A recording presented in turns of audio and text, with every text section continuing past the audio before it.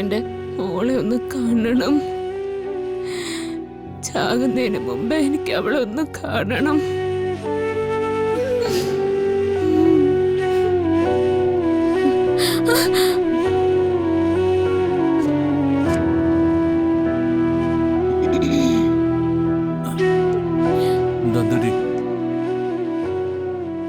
അമ്മയ്ക്ക് എന്താ പറ്റുന്ന പോലെ?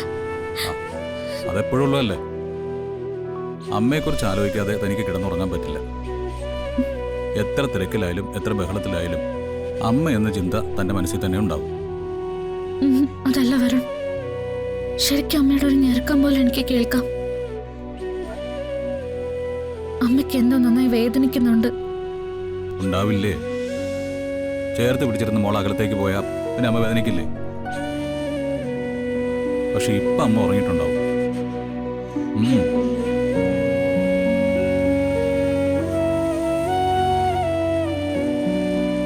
അതെ, പാചകത്തിന് വേണ്ടി എഴുന്നേക്കാൻ അലാറം വെച്ചിട്ടുണ്ട്. ഇപ്പൊ ഈ ഇരിപ്പിരുന്നിട്ട് നേരെ അതിന് എഴുന്നേറ്റ് പോയാലേ പിന്നെ ക്ഷീണം പിടിച്ചെടുത്താൻ പറ്റില്ല. കിടക്കാൻ നോക്ക്. ആ കിടക്കടോ, അല്ലെങ്കിൽ എനിക്ക് ടെൻഷനാവും.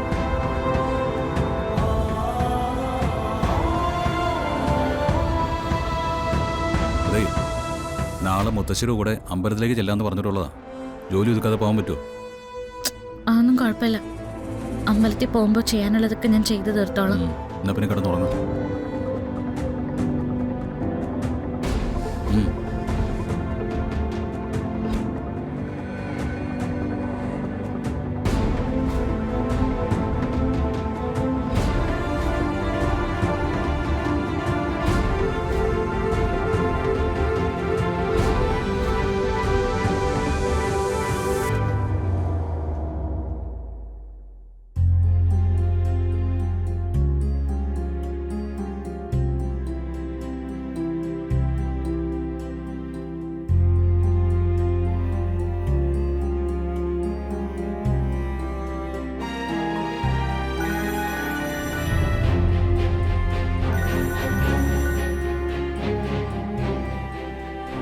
Hello doctor. Hello mister Chandrasekharan, താൻ ഓക്കെ ആണോ? തൽക്കാലം എനിക്കുണ്ടായിരുന്ന അസ്വസ്ഥത ഞാൻ ഡോക്ടറെ ഏൽപ്പിച്ചിട്ടുണ്ടല്ലോ.